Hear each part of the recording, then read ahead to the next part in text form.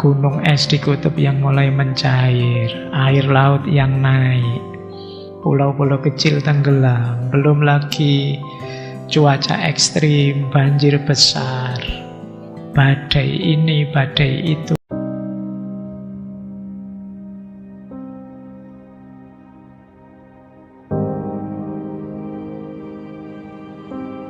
Teman-teman, ketika kita mendengar kata kiamat, seringkali yang terbayang adalah kehancuran besar yang datang tiba-tiba. Tetapi mungkin tanpa kita sadari, sebagian dari kiamat itu sedang perlahan terjadi di depan mata kita. Hutan hilang sedikit demi sedikit. Sungai menjadi kotor. Udara yang kita hirup semakin berat. Alam yang dulu memberi kehidupan, perlahan mulai kehilangan keseimbangannya. Mungkin kiamat ekologi bukan sesuatu yang datang dari langit secara tiba-tiba, tetapi sesuatu yang lahir dari cara manusia memperlakukan bumi. Dan pertanyaannya sederhana, jika bumi ini adalah rumah kita bersama, sudahkah kita menjaganya dengan kesadaran yang cukup? Mari kita simak penjelasan Dr. Fahrudin Faiz. Bismillah, mari kita lanjutkan lagi belajar kita, ngaji filsafat kita. Malam hari ini kita ada di sesi terakhir, tema dari krisis ke krisis. Kita akhiri malam ini dengan krisis ekologi. Ini sebenarnya di banyak sesi sebelumnya kita sudah pernah bahas ini dari berbagai tokoh, berbagai perspektif. Tapi saya pentingkan untuk mengulang sekali lagi membahas krisis ekologi ini karena pentingnya tema ini untuk masa depan kehidupan kita, baik sebagai manusia maupun sebagai bagian dari alam semesta. Kalau orang Jawa punya kategori wadah kelawan isi. Segala sesuatu itu bisa dilihat dari perspektif wadah dan isi. Seperti kita malam hari ini, wadahnya diri kita, ngaji filsafat ini, isinya ilmunya.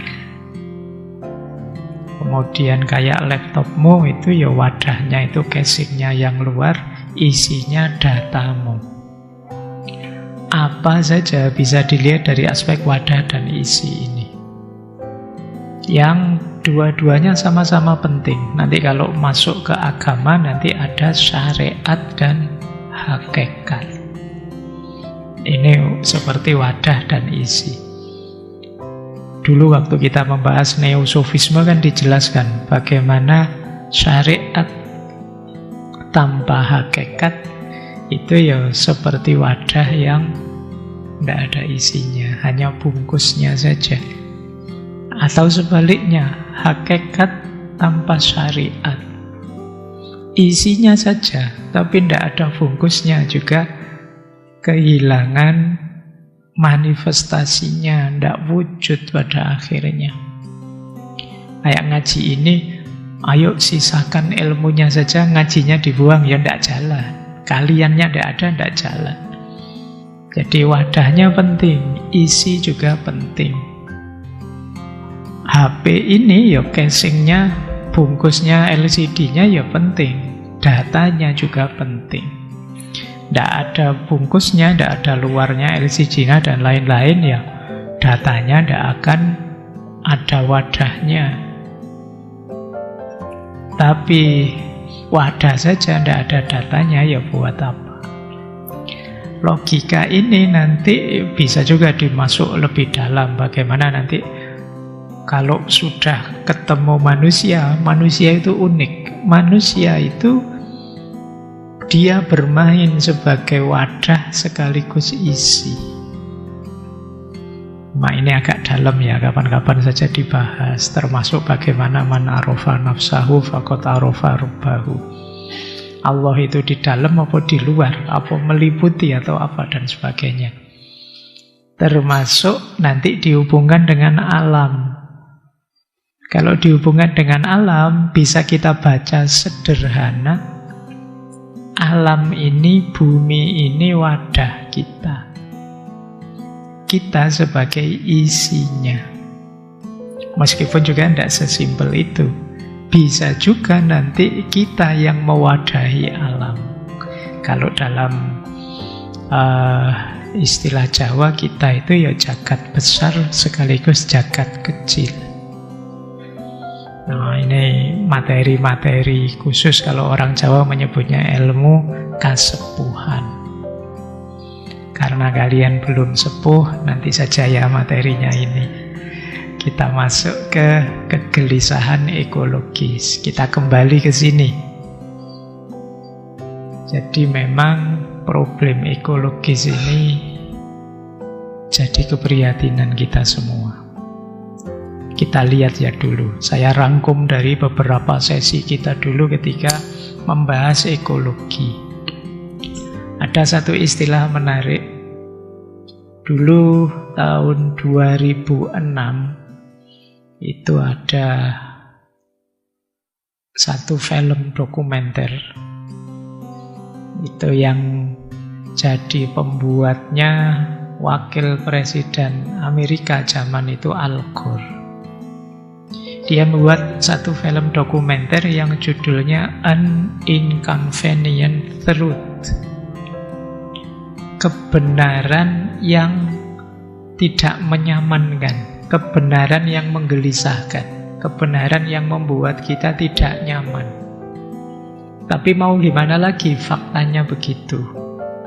Nah, di film dokumenter itu banyak dibahas tentang perubahan iklim karena macam-macam polusi dan lain sebagainya yang itu mengancam kelestarian bumi. Memang kalau teman-teman lihat video itu, mungkin boleh dicari di YouTube ya. Itu banyak sekali poin-poin yang patut kita gelisahkan berhubungan dengan masa depan bumi ini. Loh, kalau kita buminya tidak ada, seperti saya bilang tadi, dia wadah kita. Di mana kita mau tinggal? Sehebat apapun kalian, sekaya apapun kalian, mungkin hartamu triliunan, karena kebetulan dapat jatah dari mana, mungkin. Tapi gunanya apa kalau wadahmu hancur? Gunanya apa kalau anak cucu kita tidak mungkin bisa menikmatinya? Nah, ada banyak inconvenient truth. Ada banyak kebenaran yang membuat kita tidak nyaman sehubungan dengan krisis alam, krisis ekologi. Oke, ini tema ini sengaja saya taruh di akhir karena nanti mewadahi semuanya. Saya membayangkan kalian, Pak, saya krisis identitas, Pak, saya krisis eksistensial, Pak, wah bangsa ini krisis moral dan lain sebagainya. Loh, krisis-krisis tadi itu kita garap dengan serius, ayo, tapi kalau wadahnya hancur, rasanya juga buat apa? Maka sekarang kita bahas wadah yang paling penting malam hari ini, yaitu krisis ekologi. Saya tunjukkan beberapa ya, tidak usah banyak-banyak karena biar kalian tidak tambah sumpek. Yang paling terkenal di antara krisis ekologi yang pertama apa? Perubahan iklim. Jadi suhu bumi ini itu kalau dihitung-hitung, diukur-ukur, tambah lama tambah naik. Karena ya sebab yang paling dituduh itu manusia yang lebih banyak melakukan pembakaran bahan bakar fosil, bensin, batu bara, gas alam, yang itu menghasilkan efek rumah kaca. Terus mulai kita nikmati hari ini, misalnya musim mulai tidak menentu, kapan musim hujan, kapan musim panas, sekarang tidak bisa ngeramal. Sudah diramal ternyata tidak. Tadi saya, nanti malam ngaji mesti hujan. Ternyata enggak. Mungkin kalian membayangkan besok enggak hujan, ternyata hujan. Kemarin ada yang bilang, ini nanti musim kemarau agak panjang ini. Tiba-tiba hujan. Bulan sebelumnya kalian menunggu-nunggu hujan, panas malahan. Ini kita sekarang sudah mulai susah ngeramal. Dan jangan dikira ini sepele. Bayangkan bapakmu yang petani bingungnya. Dianggapnya nanti hujan nanam padi. Nggak hujan-hujan. Diramal, ini hujannya masih lama, masih panasnya lama, terus nanam bako. Tiba-tiba hujan. Jadi jangan dikira musim yang kacau ini terus mudah. Nggak ada efeknya apa-apa. Banyak. Belum lagi nanti gunung es di kutub yang mulai mencair, air laut yang naik, pulau-pulau kecil tenggelam, belum lagi cuaca ekstrim, banjir besar, badai ini, badai itu. Belakangan kita kenal jenis badai yang macam-macam. Berita nasional kita mulai banyak berita-berita tentang puting beliung, angin tornado, yang zaman dulu mungkin agak jarang berita seperti ini. Sekarang mulai banyak. Oke ya, jadi ini harus mulai kita pikirkan. Kelakuan kita yang berdampak ke sana. Belum lagi kerusakan hutan. Setiap tahun berapa banyak hutan yang hilang, ditebang untuk kelapa sawit lah, tambang ini, tambang itu, batu bara, nikel, pembangunan ini, pembangunan itu. Yang jelas musnahnya hutan ya sekaligus ekosistem di sana ikut musnah, hancur. Kemudian tata air, tanah longsor, banjir, udara makin kotor, dan lain sebagainya. Apalagi kalau kemarau, kadang-kadang kita punya tradisi ada asap. Nah, itu asap kemana-mana kalau waktu kebakaran hutan. Jadi ini kegelisahan kedua. Ya kalian mungkin yang hidupnya hari ini jauh dari hutan tidak melihat betapa dahsyatnya, betapa ganasnya orang yang sedang merusak, melenyapkan jutaan hektar tiap tahunnya. Baik, kita lanjutkan lagi. Masih ada pencemaran air laut, pencemaran sungai, pencemaran danau. Kalau ini saya tidak perlu cerita. Kemarin ada berita sampah plastik di laut Indonesia itu termasuk paling banyak di dunia. Kemudian saya lupa beberapa hari kemarin juga ada berita namanya mikroplastik. Jadi penelitian terbaru kemarin, ada satu penelitian kalau saya tidak salah itu di Australia, yang dari 100% responden itu 80%-nya ditemukan dalam darahnya itu mengandung mikroplastik. Jadi tanah, air-air kita itu semua sudah banyak tercemari plastik-plastik. Mungkin plastik yang rontok, yang apa, terus yang biasanya disebut mikro itu 5 mili ke bawah. Dan itu mungkin yang kita minum tiap hari, sebagian besar kan kita hari ini mungkin bawa botol plastik itu masuk. Dan tidak usah kaget, efeknya ke kesehatan macam-macam. Gelasmu ya gelas plastik. Apa-apa plastik sekarang. Dalam tubuh kita sekarang mulai banyak. Bahkan terakhir ada berita ditemukan kandungan mikroplastik sampai ke plasentanya bayi. Oke ya, jadi dunia kita penuh dengan plastik. Ini kegelisahan tersendiri. Hidupmu tidak bisa lepas dari plastik. apa saja bahan yang kamu pakai, plastik, mulai sandal, kopiah, kacamata, apa nih. Oke, baik. Ini ya kegelisahan kita. Belum lagi yang mencemari sungai, mencemari laut.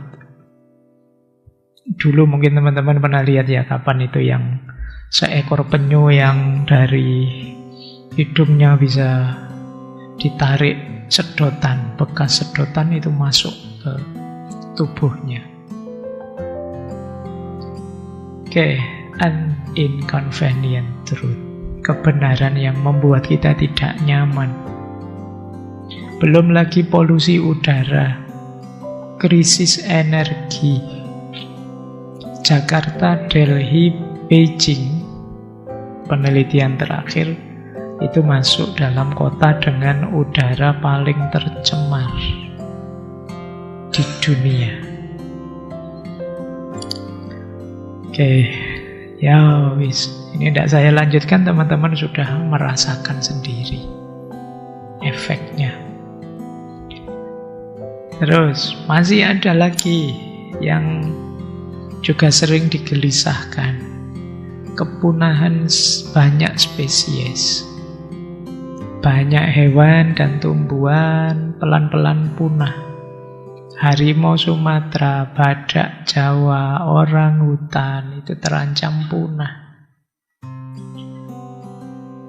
Jangan dikira kalau satu spesies punah itu hanya dia saja yang menderita. Yang lain dalam ekosistemnya juga menderita.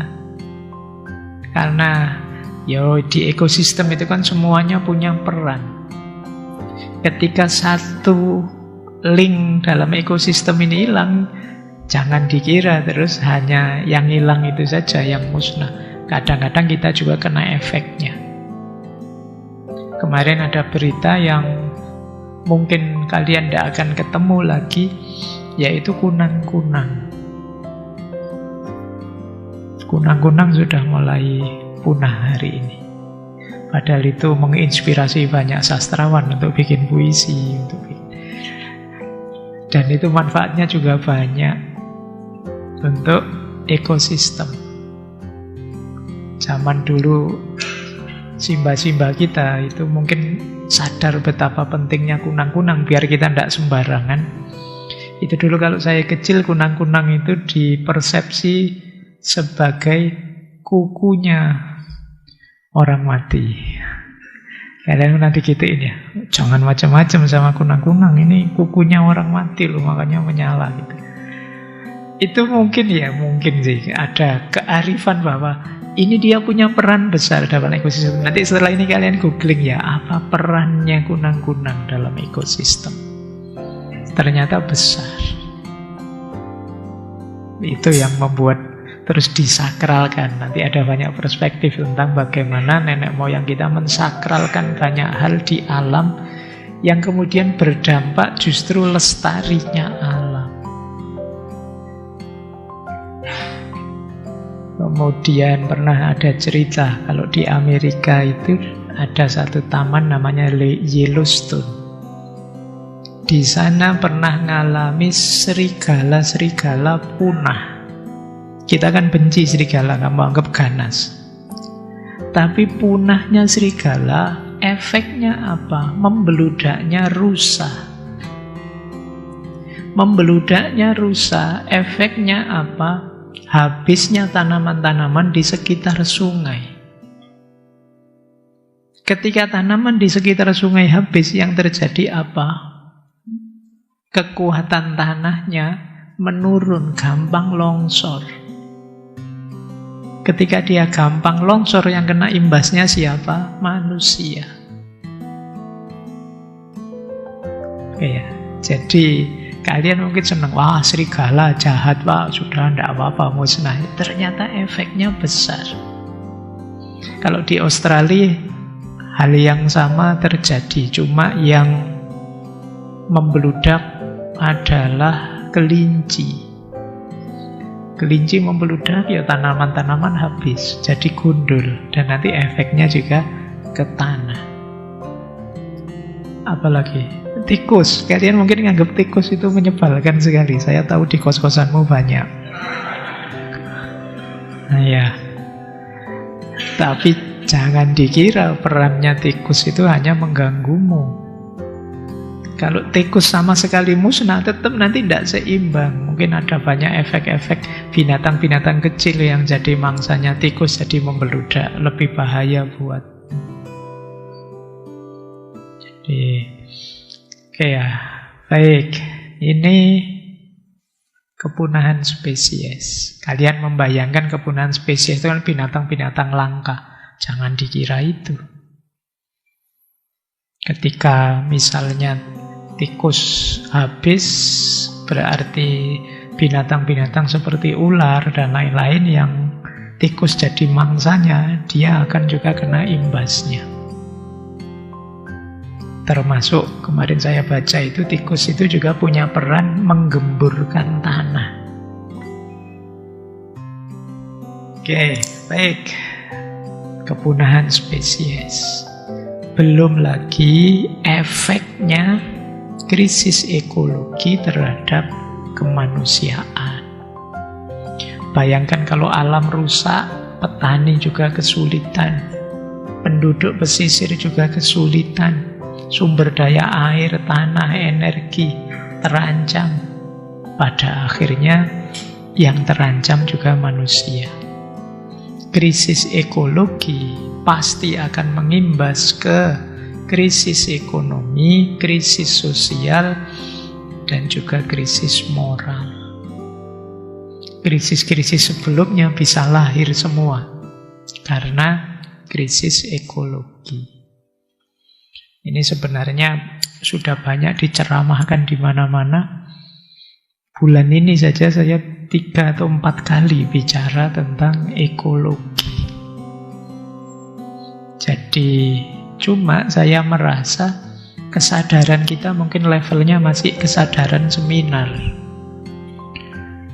Ya, kesadarannya lebih banyak di kesadaran seminar. Padahal harusnya banyak ke praksis. Kalau kesadarannya level seminar, ya yang terjadi setelah seminar selesai ya balik lagi. Seminarnya juga suguhannya pakai plastik. Isinya plastik. Ya wis. Istilah seminar itu saya tidak terlalu senang. Karena seminar itu dari kata-kata semi dan nar. Iya. Semi itu hampir. Nar itu ya, seminar itu meh wae masuk. Baik, ya bukan salah. Diskusi ayo kita bahas, tapi tema-tema ini jangan berhenti di ruang seminar. Harus ada tindak lanjut praksisnya. Bila perlu biayanya seminar dipotong separuh untuk aksi nyata. Bagi saya lebih manfaat. Karena penting, kata Sayyid Nasr, ketika manusia melupakan bahwa alam itu suci, dia menghancurkan alam sekaligus menghancurkan dirinya sendiri. Krisis ekologi itu bukan hanya akhir dari alam, tetapi awal dari akhirnya manusia. Jadi jangan dikira kehancuran alam itu alamnya yang hancur, kalian baik-baik saja. Tidak. Cerita krisis ekologi adalah cerita dimulainya akhir ceritanya manusia. Karena tidak mungkin manusia hidup tanpa alam. Yang sebaliknya bisa. Itu kalau di yang paling bawah itu Thomas Berry.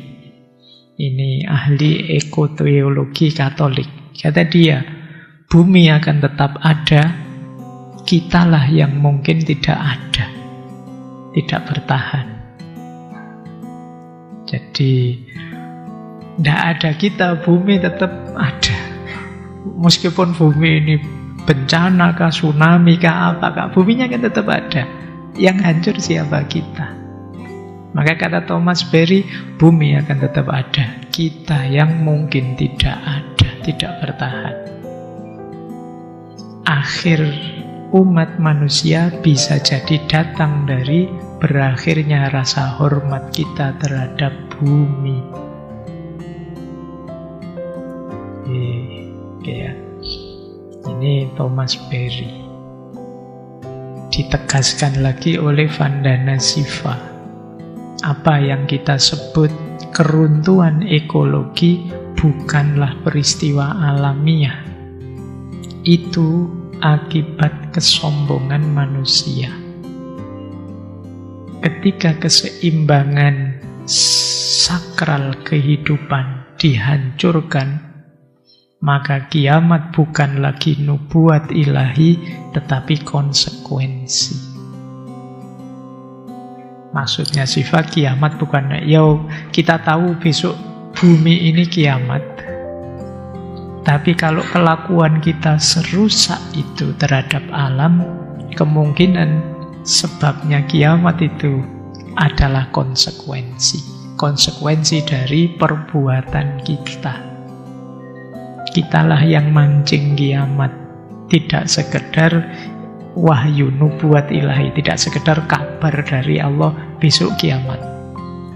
Tapi ternyata sebabnya adalah konsekuensi perbuatan kita sendiri.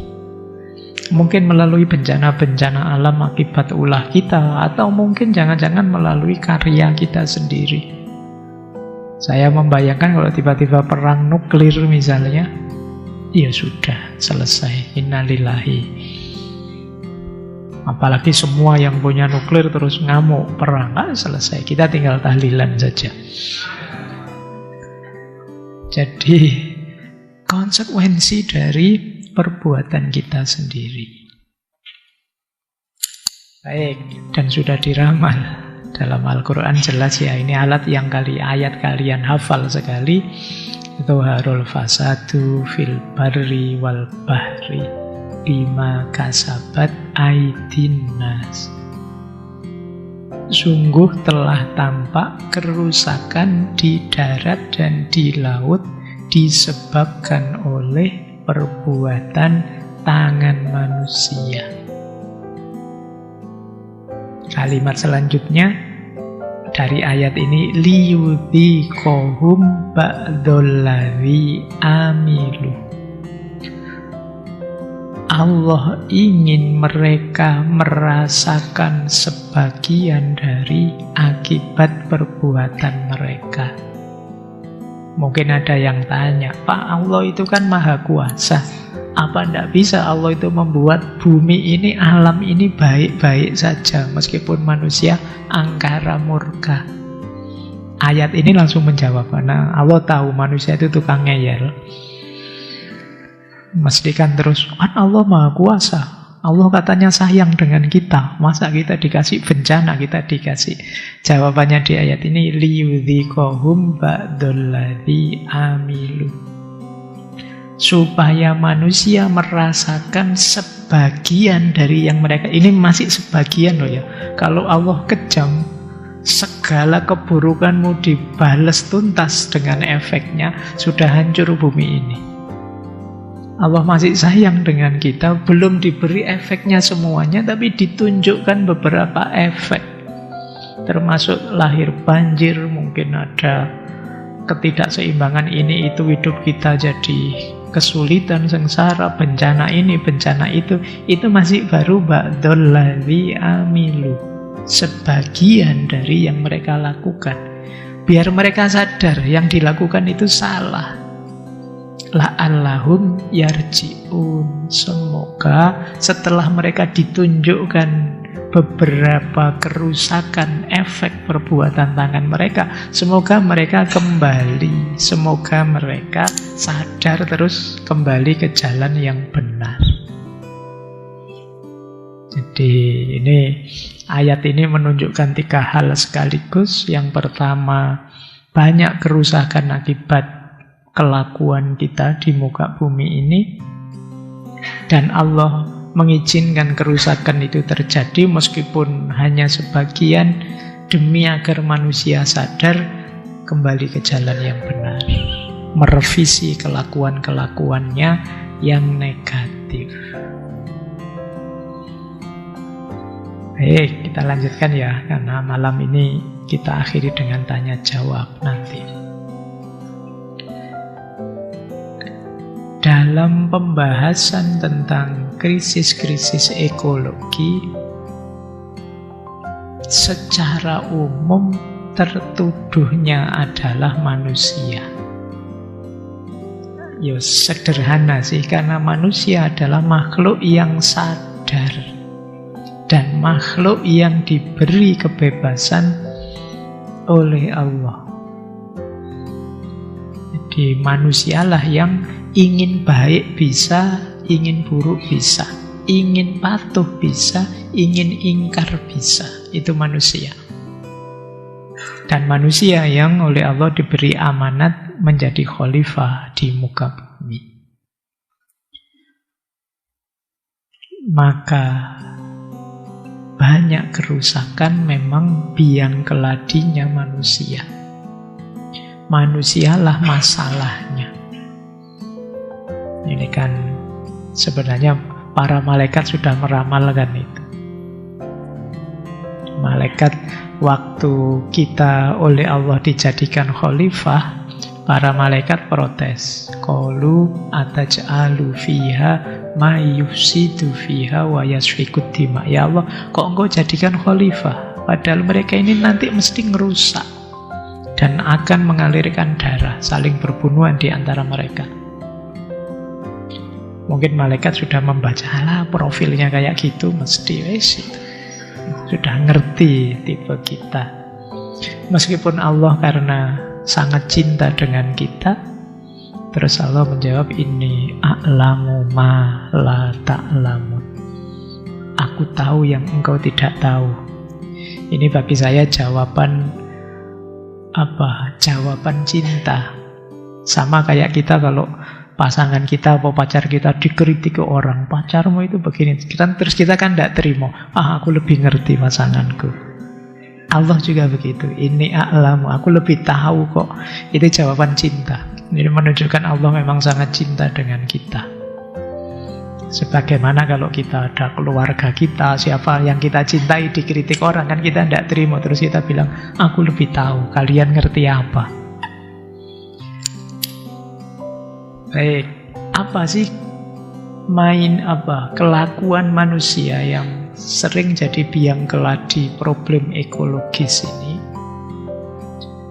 Yang pertama, yang biasanya ditunjuk adalah kita sering sombong di hadapan alam, kita merasa lebih tinggi, kita punya mindset subjek-objek.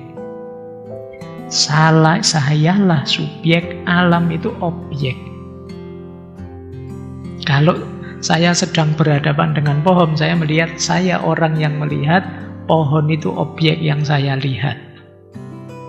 Alam itu bagi kita objek saja. Ini kemudian muncul logika superior inferior. Saya lebih superior dibandingkan alam. Saya lebih tinggi levelnya. Nah, ini mindset. Ini nanti yang jadi biang keladi perlakuan kita, sewenang-wenang kita terhadap alam. Maka kita buang sampah ke sungai, santai saja. Kita merusak santai saja. Kadang-kadang kelakuan kita tidak masuk akal, tidak bertanggung jawab, kita merasa santai. Wong cuma objek saja kok. Siapa dulu yang kalau waktu kecil sukanya, saya dulu tidak tahu juga, waktu kecil kalau ada semut lewat, itu gatel ingin bunuhi semua, itu seruit gitu. Sering gitu ya, saya dulu kecil gitu, kalau ada semut baris-baris di tembok itu ngambil sandal itu terus sampai mati semua. Atau semutnya kita kerjain, diputer-puter dia lari ke sana, kita buntu gitu lah. Ya, tidak apa-apa sih guyon dengan semut. Tapi ya, ayolah, mereka juga subjek. Saya ada teman itu yang tangannya gatel. Kalau jalan misalnya, pinggir jalan terus ada tanaman apa, daun apa, iseng saja tangannya, tiba-tiba nyabut daunnya satu, tek, nanti dibuang. Kapan lagi dicabut, tidak ada gunanya. Kalian mungkin ingat ya ceritanya Sunan Bonang dengan Sunan Kalijogo. Waktu Kanjeng Sunan Kalijogo ini masih belum jadi sunan, masih muda. Jadi Kalijogo muda itu kan berandal sebenarnya, masih berandalan. Makanya saya beberapa kali lihat kalimat Kalijaga muda itu roto berandalan. Oke, nah jangan dilaporkan loh saya. Jadi Raden Said namanya, masih muda itu ya. Jadi ketika beliau sedang masih berandalan melihat Sunan Bonang sedang pegang tongkat yang ada emasnya. Karena tertarik dengan emas itu, minta izin, tidak diizinkan, terus tongkatnya direbut, tongkatnya Sunan Bonang jatuh. Karena jatuh beliau tidak sadar pegangan rumput, sampai ada rumput yang tercabut. Terus menangis Sunan Bonang ini. Ditanya oleh Sunan Kalijogo, wahai Kanjeng Sunan, kenapa sampean menangis? Saya tidak ngambil emasnya, saya cuma pengen lihat kok. Kata Sunan Bonang, saya tidak menangisi tongkatku yang ada emasnya. Saya menangisi rumput ini loh. Rumput ini saya cabut. Tanpa alasan apapun, tidak ada gunanya.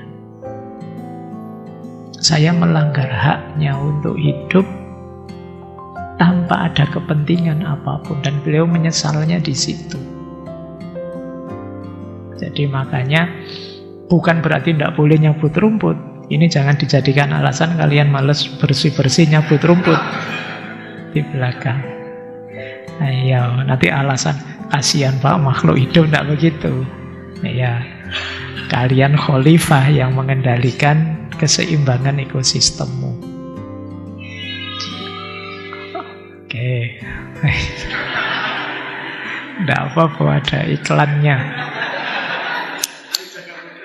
Itu golongannya Kalijaga muda itu. Baik, kita lanjutkan. Yang pertama ya mindset subjek objek. Yang kedua, banyak di antara kita yang orientasinya adalah pleaser. Hidup ini nyari senangnya saja, tidak mau susah. Nah ini masalah sudah. Sebenarnya kalian tahu kok buang sampah di sungai itu negatif, tapi kalian mau senangnya saja. Males capek-capek Pak itu. Ribet apa harus bagi ini sampah kering, ini sampah basah, ngapain Pak? Ini kita pleasure saja. Akhirnya apa? Kita jatuhnya terus hegemonik, eksploitatif. Kita merasa menguasai semuanya, semuanya kita eksploitasi untuk kesenangan kita. Untuk melayani bahkan kadang keserakahan kita. Jadi kita yang lupa batas kita, terus nambang ini, nambang itu, semua dieksploitasi hanya untuk melayani kesenangan kita. Ini namanya hidup yang orientasinya hanya pleasure. Dulu waktu filsafat kebahagiaan saya jelaskan pleasure itu durasinya pendek. Kesenangan itu sebentar. Kita lupa ada kebutuhan masa depan. Yang penting saya senang sekarang, yang penting saya nyaman sekarang. Maka kalian disuruh, mbok yo kalau tidak terlalu jauh jalan kaki saja. Males apa capek. Terus kamu pakai kendaraan bermotor padahal cuma dekat. Kalau hujan, mobil lah yang keluar Pak daripada hujan-hujan. Padahal cuma dekat. Padahal kalian juga punya payung. Ini berarti kita hanya nyari senang kita saja. angkutan umum banyak, tapi kita kendaraan pribadi lah Pak, biar bisa lebih senang, lebih santai. Hidup yang orientasi pleasure di semua bidang. Kita tidak peduli lagi dengan kelestarian alam, keberlanjutan, dan lain sebagainya. Ini faktor kedua, manusia sebagai masalah.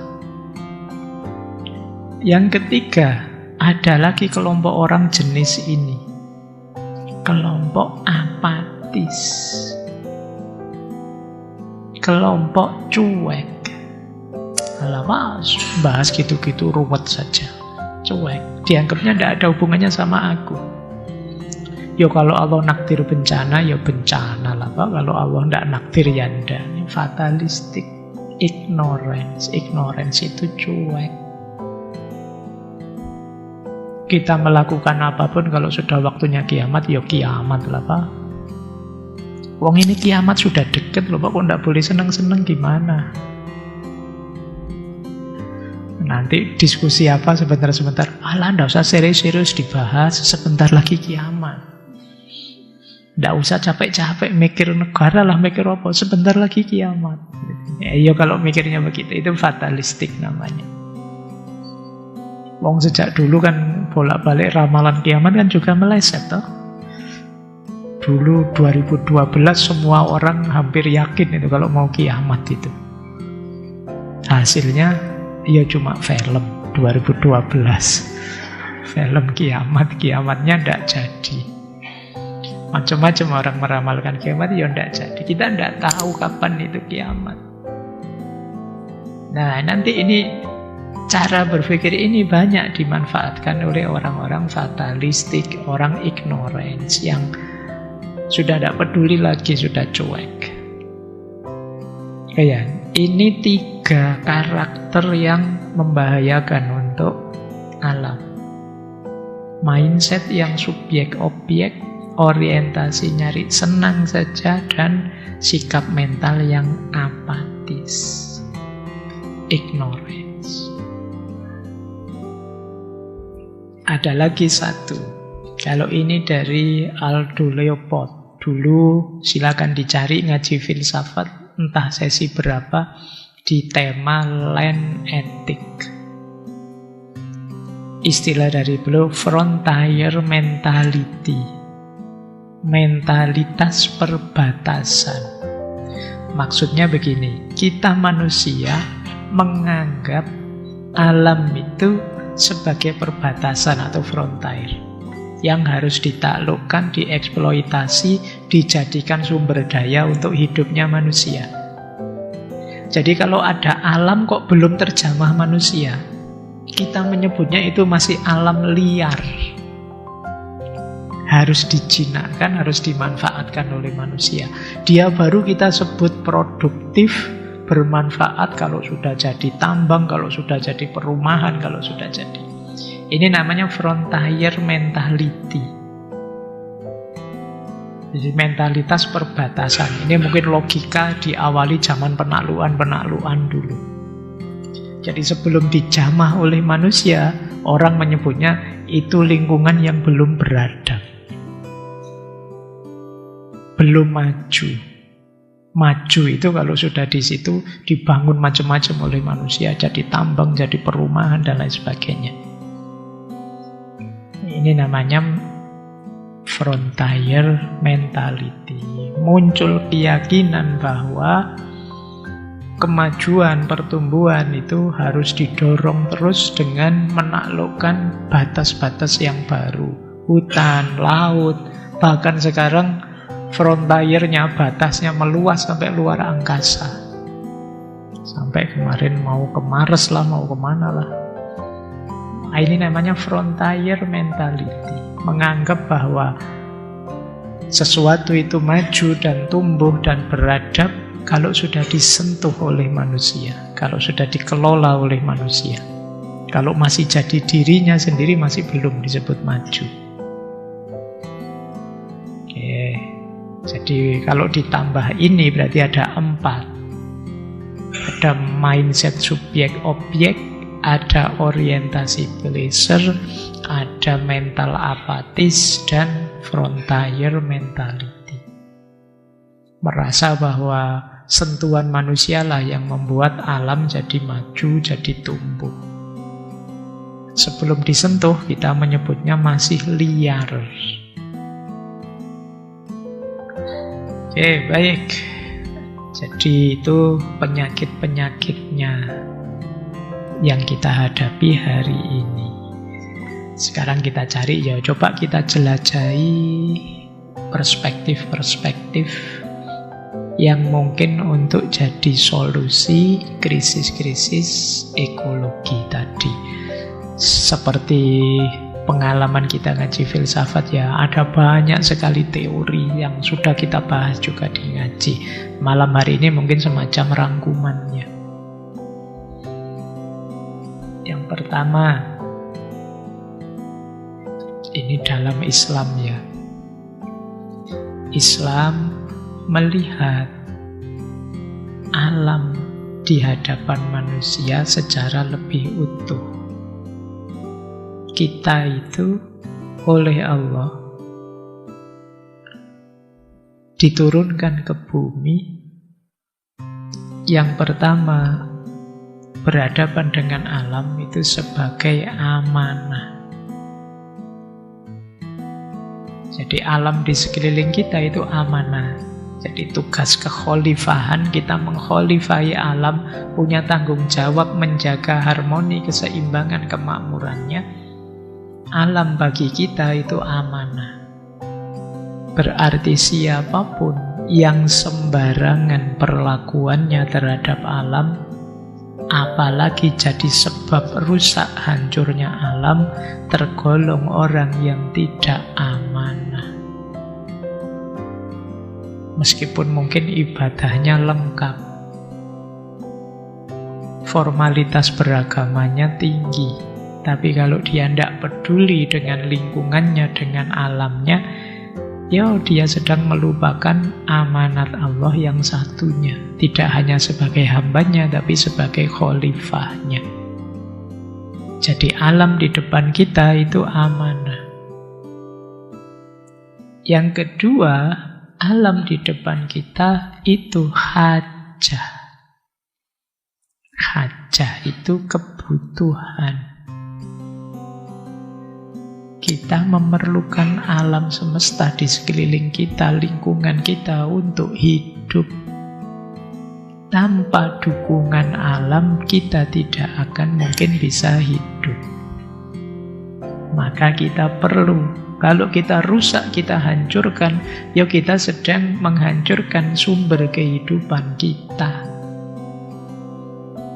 Katanya pinter, katanya cerdas, katanya makhluk berakal, kok menghancurkan wadah hidupnya sendiri, tidak sadar.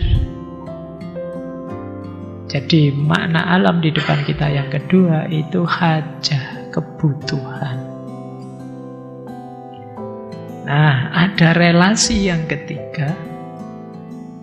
Ini sering disebut yang paling ideal. Kalau di relasi yang ketiga ini tidak hanya melihat aku. Di yang pertama dan yang kedua itu luar biasa sudah, tapi masih aku. Aku yang dapat amanah, dan aku yang membutuhkan. Tapi di yang ketiga ini sudah tidak aku lagi.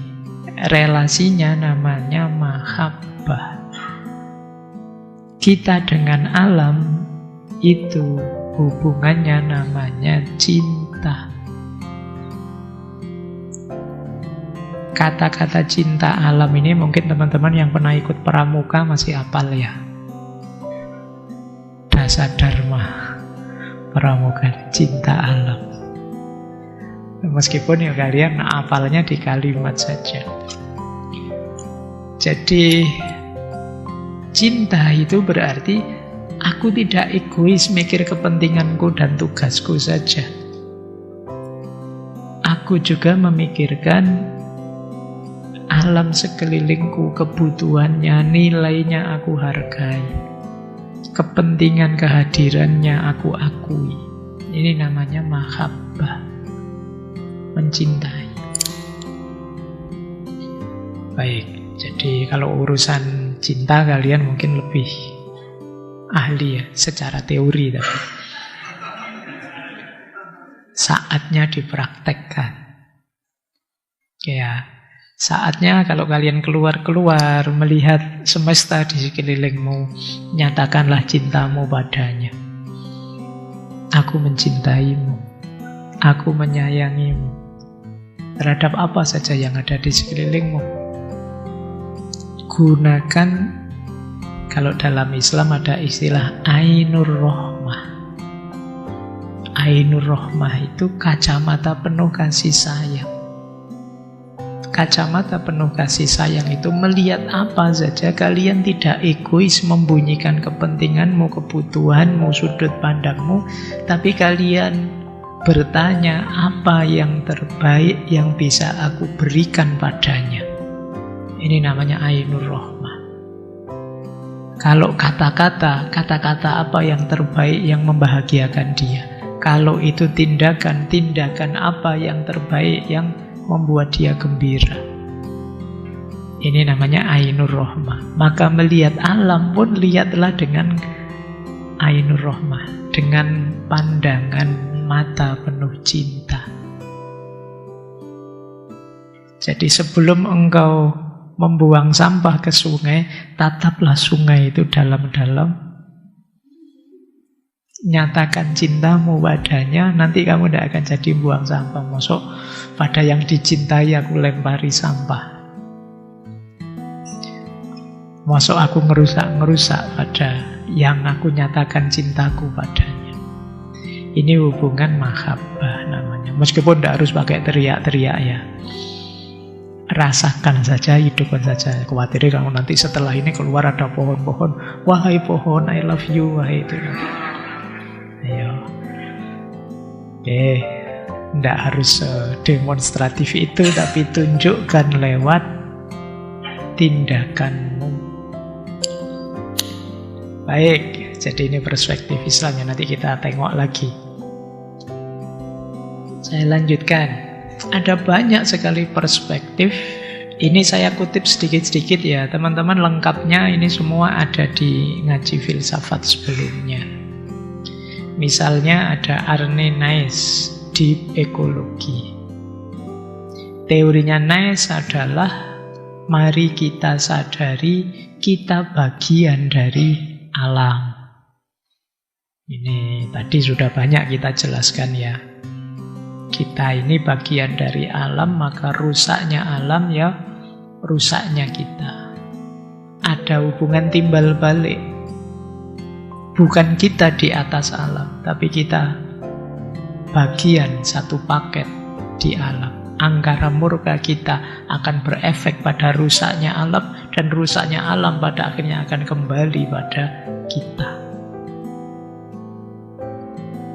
Yang kedua, ada teori namanya Gaia. Gaia artinya bumi ya, bukan gaya.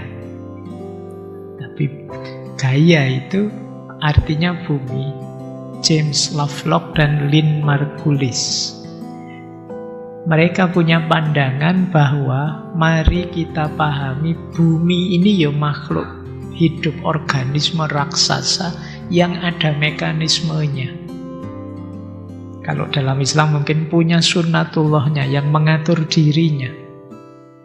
Jangan GR bahwa yang makhluk hidup itu hanya manusia saja, enggak. Bumi itu juga makhluknya Allah dan juga hidup. Kalau masyarakat zaman dulu menyebutnya dia juga punya jiwanya sendiri. Maka hargailah dia, perlakukan dia sebagai subjek juga yang bernilai berjiwa. Ini pandangan Gaia namanya, bahwa bumi ini juga makhluk tersendiri. Atau Taoisme punya konsep Wu Wei. Kalau ini dulu ya kita belajar di Taoisme itu bagaimana kita hidup selaras dengan alam, bukan melawan arusnya. Itulah manusia yang bijak. Kita pahami ritmenya, kemudian kita ikuti. Disitulah kita menemukan kebahagiaan. Hidup yang kadang yin, kadang yang. Kadang siang, kadang malam. Kadang panas, kadang dingin. Kita ikuti saja ritmenya, hidup kita akan damai, tenang. Yang membuat hidup kacau hari ini, banyak orang yang melawan arus alamiah hidup ini. Jadi mungkin terlalu serakah, mungkin terlalu takut menghadapi hidup, mungkin terlalu cemas membayangkan masa depan, sehingga terus menghancurkan ritme hidup, ritme alaminya. Dan yang memang bisa melakukan itu manusia. Baik, Taoisme juga pernah kita bahas. Ada lagi yang pernah kita bahas, ekofeminisme, Vandana Shiva. Yang pernah kita bahas Shiva ya. Karen Warren juga Mary Daly kapan-kapan. Kata beliau, eksploitasi terhadap alam itu sejajar dengan penindasan terhadap perempuan. Kenapa begitu? Cara berpikirnya begini. Dalam satu budaya yang sifatnya patriarki, laki-laki merasa subjek. Tadi kan alam diposisikan sebagai objek. Manusia merasa subjek. Di masyarakat patriarki, nasibnya perempuan sama. Perempuan juga diposisikan sebagai objek. Jadi perempuan diobjekkan, alam juga diobjekkan. Akhirnya apa? Ya, jatuhnya sama-sama eksploitatif, sama-sama menindas, mengobjektivasi alam dan perempuan. Ini reasoning yang pertama. Dasar selanjutnya, kenapa dihubungkan dengan perempuan? Hancurnya alam itu sebagian besar efek yang paling berat kena di perempuan. Karena apa? Perempuan yang lebih dekat dengan unsur alam. Mungkin urusan masak memasak di rumah, mungkin urusan tanam menanam, mungkin ada banyak aspek hidup perempuan yang dekat dengan alam. Ini argumen kedua. Alasan ketiga, alam itu sering disimbolkan sebagai yin kalau di depan manusia, yang disimbolkan yang. Posisi yin ini, feminin ini, tentu saja lebih dekat dengan perempuan. Jadi yang satu, yang maskulin sumbernya kemajuan, penaklukan, kemenangan, dan lain sebagainya. Sementara yang perempuan dekat dengan empati, kemudian pengasuhan, kesabaran, dan lain sebagainya. Ini kan sisi yin yang disimbolkan feminin. Nah, rusaknya alam karena mindset patriarki tadi. Mindset ingin unggul, ingin menang, ingin sukses, ingin. Yang bisa mengimbangi apa? Mindset feminin. Empati, kasih sayang, sabar, mengasuh. Dan yang punya perempuan.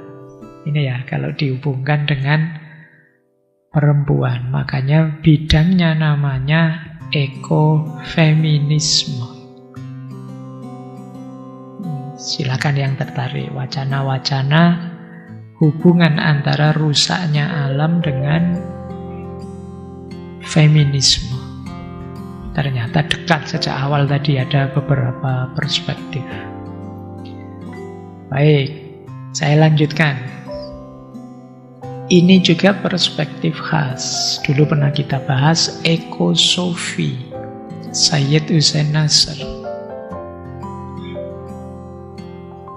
Kata beliau, krisis hari ini muncul karena manusia melihat alam hanya sebagai alat saja untuk memenuhi kebutuhannya. Istilah beliau terjadi sekularisasi. Alam itu hanya dianggap variabel duniawi untuk memenuhi kebutuhan manusia.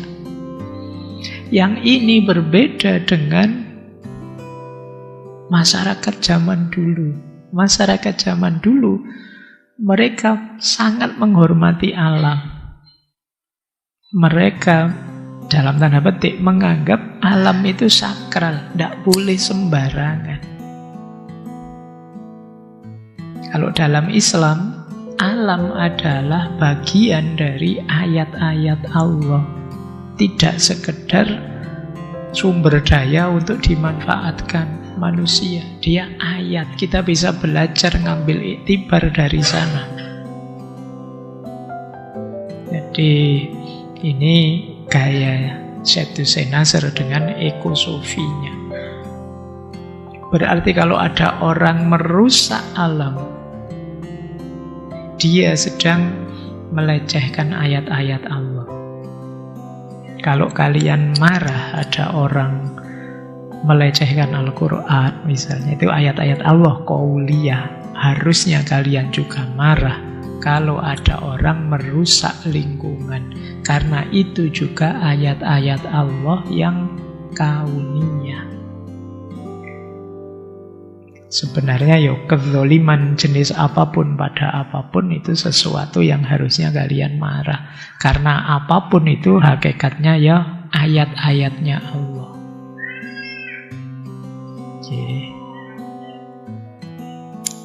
Oke, baik. Ditunggu sampai selesai iklannya. Baik ya, jadi ini ekosofi. Proyeknya ekosofi itu melakukan istilahnya ya rekonsakralisasi. Rekonstruksi ulang dan resakralisasi kesadaran kita. Yuk kita hargai alam itu sebagai dirinya, tidak sekedar pemuas kebutuhan kita. Ini namanya ekosofi. Silakan teman-teman kembali pada dulu Syed Hussein Nasr ya. Beliau dulu pernah kita bahas antara lain di Saintia Sakra yang berhubungan juga dengan ekosofi ini. Ada kalimat yang masih saya ingat dari beliau. Masyarakat zaman dulu itu lebih memperlakukan alam sebagai istri. Sementara masyarakat hari ini itu lebih memperlakukan alam sebagai prostitut. Ngerti bedanya ya? Kalau istri iya dipakai, dinikmati, tapi juga bahasa Jawanya diopeni, dijaga, dirawat.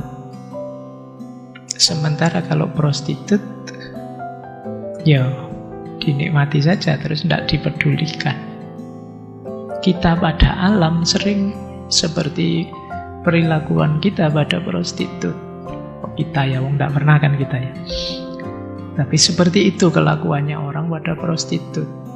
Ingin cari nikmatnya saja, terus selesai, diabaikan. Nah itu gambaran perlakuan kita hari ini pada alam. Maka nanti ada perspektif lain. Saya beri banyak perspektif ya. Siapa tahu ada yang mau nulis tesis, skripsi, disertasi tentang ekologi. Kelihatannya banyak beasiswa tersedia untuk tema ini. Kalau ini fiqhul bi'ah. Kalau ekosofi tadi pakai Syed Hussein Nasr dekat ke tasawuf. Kalau ini fikih. Kalau di fikih namanya fiqhul bi'ah. Tokohnya Syekh Yusuf Al-Qaradawi. Kalau di kita di Indonesia dulu ada Kiai Haji Ali Yafi yang juga menulis tentang fikih lingkungan. Gimana sih kita berhadapan dengan alam semesta, dengan lingkungan? Prinsipnya 3. Yang pertama, iktibar atau tafakuh. Yang kedua, intifa atau tasorruf. Yang ketiga, islah atau ta'afi. Iktibar atau tafakuh berarti cari ilmunya, pahami alam ini. Jangan-jangan kalian ngerusak alam karena gak ngerti, karena kalian gak paham ilmunya. Ini namanya iktibar. Belajarlah, cari ilmunya. Inna fi khalqis samawati wal ardi wa ikhtilafil laili wan nahari la ayatil liulil albab. Jadi penciptaan langit dan bumi, pergantian malam dan siang itu ayat-ayat, pelajaran-pelajaran bagi orang yang mau berpikir. Afala yang duruna ilal ibili kaifa khuliqat wa ilas samai kaifa rufi'at wa ilal jibali kaifa nusibat wa ilal ardi kaifa sutihat. Ini kan kita diminta untuk belajar tentang alam. Ini yang disebut iktibar. Kalau sudah iktibar, intifa, boleh, ayo, ndak apa-apa, dimanfaatkan. Bukan berarti terus, Pak, kalau begitu saya ndak nyembelih ayam lagi, saya ndak makan nasi lagi, ndak. Boleh intifa, boleh tasarruf, boleh, tapi harus tahu batas. Gimana caranya biar saya tahu batas? Iktibar tadi, ilmunya dipakai. Makanya Al-Quran menyuruh wakulu washrobu wala tusrifu. Makanlah dan minumlah, tapi jangan berlebihan. Sesungguhnya Allah tidak suka orang-orang yang berlebihan. Innahu la yuhibbul musrifin. Innahum kanu qabla dzalika mutrifin. Sesungguhnya mereka sebelum itu adalah orang-orang yang berlebihan. Tidak boleh berlebihan. Wa kanu yusirruna alal khinsil atim. Dan mereka berulang-ulang membiasakan melakukan dosa besar. Intifak boleh, asal tahu batas. Yang ketiga, islah. Islah itu perbaikan. Kalau intifak kalian bablas, kok ternyata jatuhnya merusak, ya perbaiki lagi, islah. Kok sudah terlanjur lupa tadi buang sampah ke sungai, ke jalan, ya bersihkan. Kok ternyata khilaf nebang pohon sampai sekian hektar, ya apa bisa khilaf sampai sekian hektar itu, ya wes, enggak. Kalau sudah terlanjur, perbaiki. Itu namanya islah atau ta'afi. Itu ayatnya 2 itu, Al-Baqarah 11, 12, Al-A'raf ayat 56. Wa idza qila lahum la tufsidu fil ardi qalu innama nahnu muslihun ala innahum humul mufsiduna walakin la yash'urun. Jadi ketika diingatkan pada orang-orang itu, mbok jangan merusak di bumi, mereka berkata, loh, kami ini tidak merusak, kami ini melakukan kebaikan. Ala innahum humul mufsidun. Tidak, mereka itu memang orang-orang yang merusak, tetapi mereka tidak sadar. Kalau sudah terlanjur merusak tapi tidak sadar, ya perbaiki lagi. Baik ya, ini perspektif ini namanya fiqhul bi'ah, fikih lingkungan. Terus ini ada lagi perspektif unik, perspektif menarik. Kalau ini bahkan bukan perbuatan kita yang langsung merusak alam, jadi ada pandangan korelasi antara rusaknya moral manusia yang membuat murka Tuhan, yang kemudian diingatkan melalui kehancuran alam. Ini menarik. Hancurnya alam itu karena kelakuan manusia. meskipun tidak langsung teori ini ya. Kok tiba-tiba ada tsunami? Kok ada gempa besar? Kan kita tidak bisa Pak ngatur kapan gempa, kapan tidak. Itu urusannya Allah. Tapi kalau pakai teori ini bisa. Jangan-jangan karena kelakuanmu. Karena kamu senang korupsi. Loh Pak, korupsinya kan tidak ada hubungannya dengan hutan, laut, sungai Pak. Karena kamu sering curang. Loh curangnya kan pada teman Pak, tidak pada sungai Pak, tidak pada itu. Anda, kalau pakai teori ini bisa ada korelasi.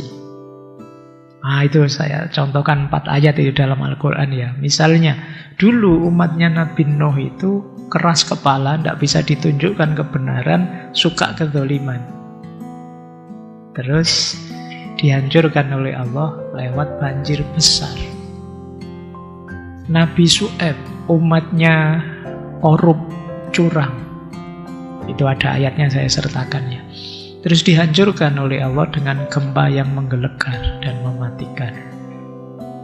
Nabi Soleh, umatnya kufur, hedon, cinta dunia berlebihan, dimusnahkan dengan virus yang mewabah dan gempa. Untungnya tidak ada COVID-nya. Nah, kemarin kan ada yang, kok ada wabah COVID, yuk kita introspeksi, yuk. Itu mungkin pakai dasar ayat ini. Siapa tahu karena kita seperti umatnya Nabi Soleh, hidupnya sudah hedon, yang dikejar kesenangan saja, kenikmatan duniawi saja berlebihan. Atau umatnya Nabi Lut, isinya maksiat, penyimpangan seksual. Terus di surat Hud dinyatakan dihancurkan dengan gempa bumi yang dahsyat. Ini konsep ya, dalam Al-Quran ada perspektif seperti ini. Nah, kita bawa banyak perspektif malam hari ini. Kalau ini tidak langsung kelakuan kita pada alam, tapi ada imbasnya, efeknya pada manusia yang oleh Allah arahnya ke alam. Baik, hujan kah? Yang bawa motor helmnya tadi agak ndangak. Ndak apa-apa, keluar dulu, kasihan nanti kalau kamu pulang kayak mandi nanti. Oke, baik. Saya lanjutkan sebentar lagi. Ini juga menarik. Meskipun banyak yang menuduh konsep ini adalah pseudosains, bukan sains. Tidak apa-apa lah, yang penting efeknya kan perbaikan perilaku dan kelestarian alam. Teori ini namanya teori vibrasi kesadaran. Tokohnya David Hawkins dan Greg Braden. Jadi Hawkins menulis buku judulnya Power and Force. Kalau Greg Braden, beliau nulis The Divine Metric. Jadi teorinya apa? Vibrasi kesadaran kita, frekuensi kita, itu berpengaruh pada alam. Kalau kita ini penuh rasa syukur, cinta, kasih sayang, kita baik-baik, ya alam juga baik-baik. Tapi kalau kita isinya rakus, kemarahan, kezaliman, vibrasi kita rendah. Dan itu akan mengacaukan sekeliling kita. Ketika manusia secara kolektif serakah, semuanya keras, semuanya ingin menang sendiri, ya resonansinya, getarannya akan mengganggu energi medan lingkungan di sekelilingnya. Ini namanya teori vibrasi kesadaran. Itu mirip kayak gini loh. Kalau kalian dekat temanmu yang sedang senang, yang dia terus senyum, terus kamu ikut senang kan? Tapi begitu kamu dekat temanmu yang sedang marah, ngamuk, sedang baper, akut, kamu juga gelisah dekat dia. Dia sedang marah, frekuensinya mengganggu. Loh, itu kalau di teori ini, pada alam juga begitu. Kalau kita angkara murka, getaran angkara murka itu bisa mempengaruhi alam. Ini teori ini, ya meskipun nanti dikritik banyak yang kritik ini, tapi yo kalau diambil manfaat baiknya, semoga terus kita hati-hati dengan kelakuan kita.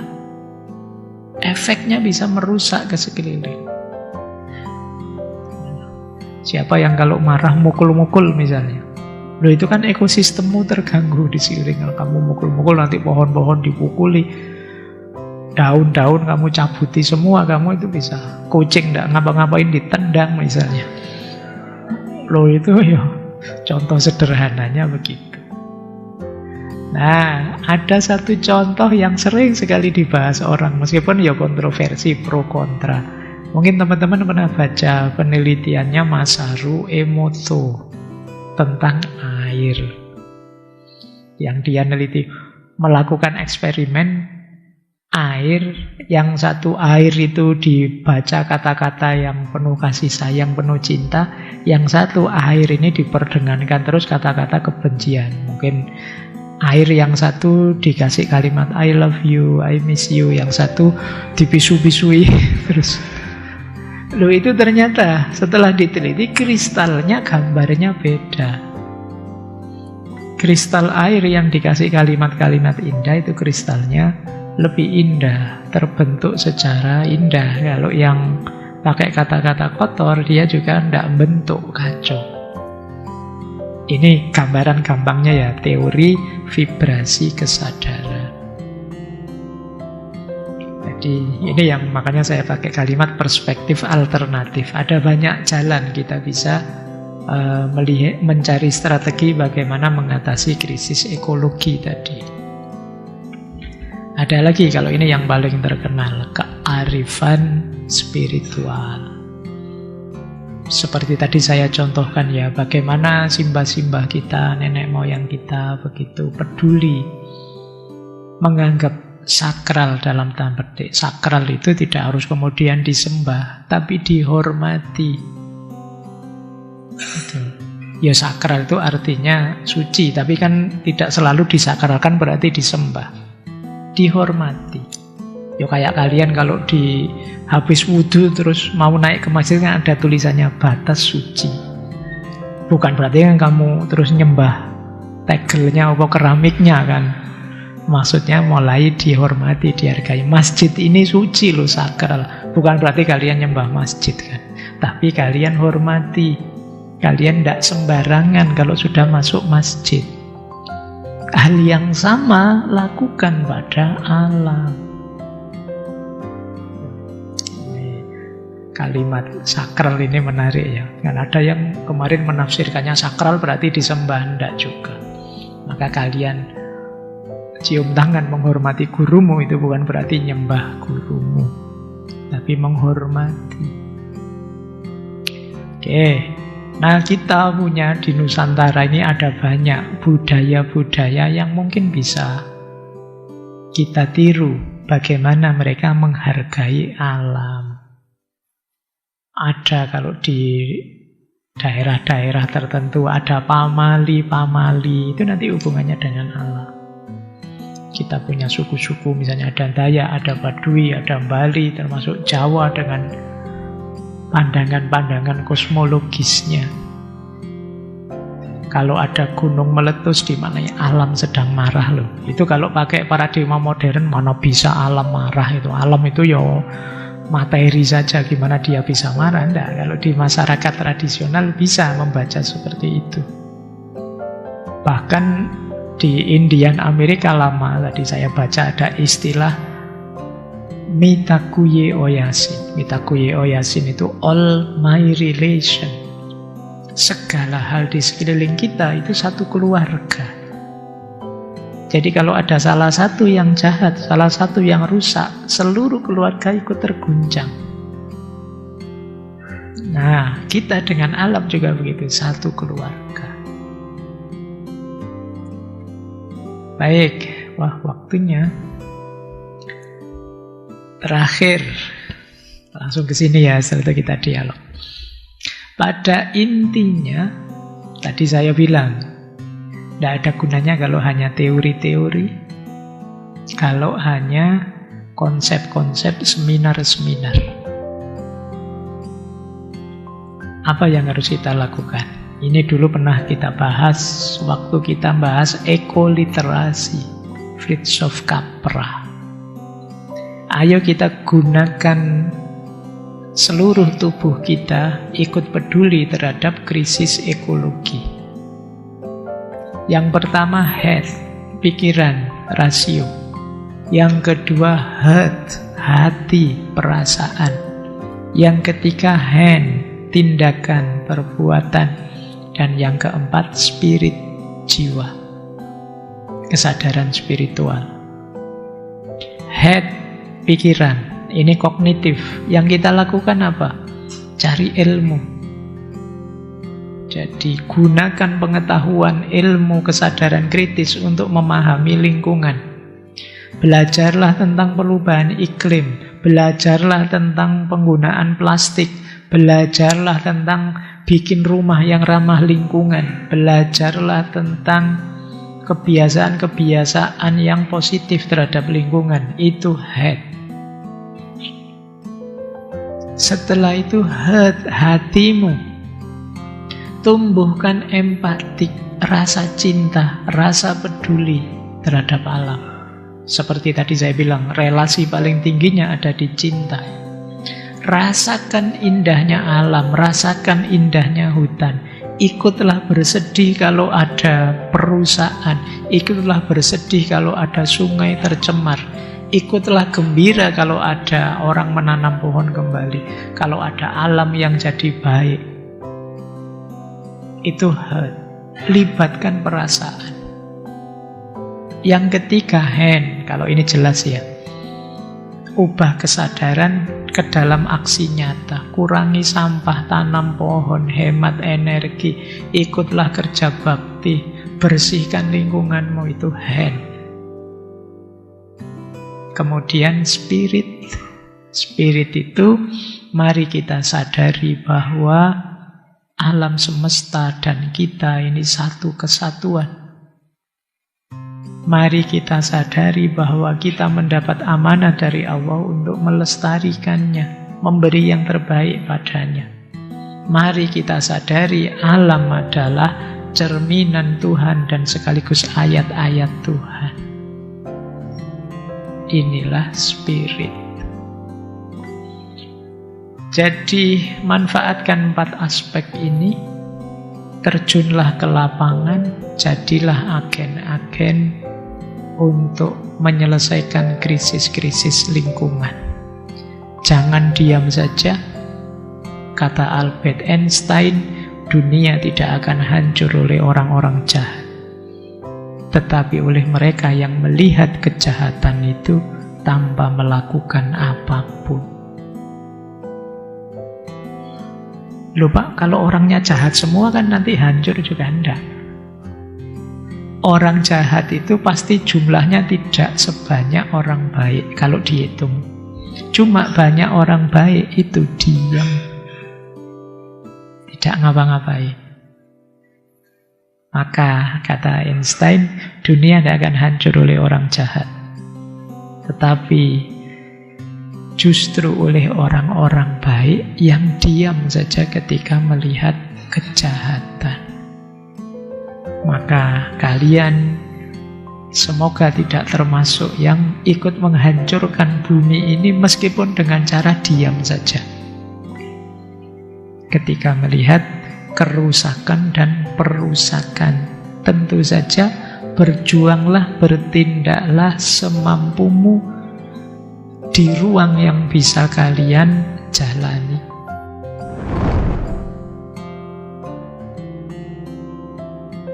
Teman-teman, mungkin kiamat ekologi bukan hanya tentang rusaknya hutan, laut, atau udara yang kita hirup. Lebih dari itu, ia adalah pengingat bahwa manusia dan alam sebenarnya tidak pernah terpisah. Ketika manusia kehilangan kesadaran untuk menjaga bumi, pada saat yang sama, ia juga sedang merusak rumahnya sendiri. Maka barangkali yang perlu kita bangun kembali bukan hanya alam yang rusak, tetapi juga kesadaran kita sebagai manusia yang diberi amanah untuk merawatnya. Semoga renungan ini menjadi pengingat kecil bagi kita semua untuk kembali melihat bumi dengan lebih bijak.